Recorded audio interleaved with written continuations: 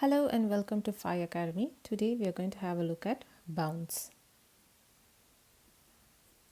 Let's have a go at this example. Bill cycles 20 meters in 5 seconds, both rounded to the nearest integer. Work out the lower bound of Bill's speed.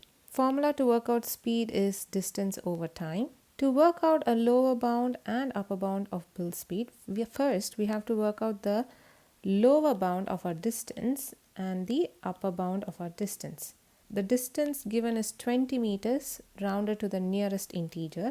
So the lower bound is going to be 19.5 meters. So the distance 19.5 or greater will be rounded to 20 meters. The upper bound of the distance will be 20.5 meters.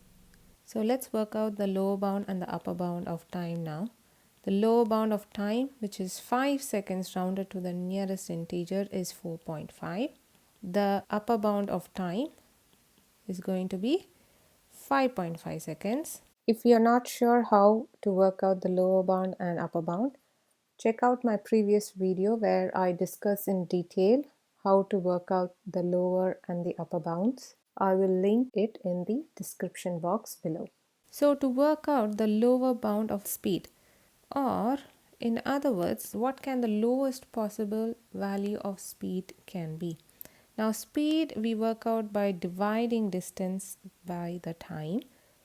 So when we divide distance by the time, what values of distance and time can we use? To get the smallest possible value, we will have to have the numerator to be as small as possible. So that will be our lower bound. And again, when we divide a quantity by another quantity, our denominator should be highest possible. So which will be our upper bound. So we will get 19.5 divided by 5.5, which is equal to 3.54 recurring. And the unit is meters per second. So let's work out the upper bound of Bill's speed. So the formula remains the same, but we have to again choose which of our values we will use to get the highest possible value for our speed. So to work out the highest possible value, in the numerator we will choose our upper bound, and in our denominator we will choose our lower bound. Only then we will get the smallest value possible.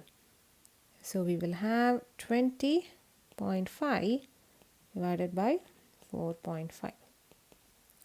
That is equal to 4.5 recurring meter per second.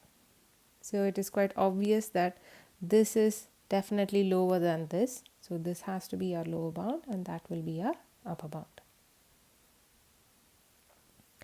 Have a go at these practice questions by yourselves. Come back to check your answer. Hope you got your answers correct. Don't forget to like, share and subscribe to my channel. I'll see you in the next video. Thank you. Bye.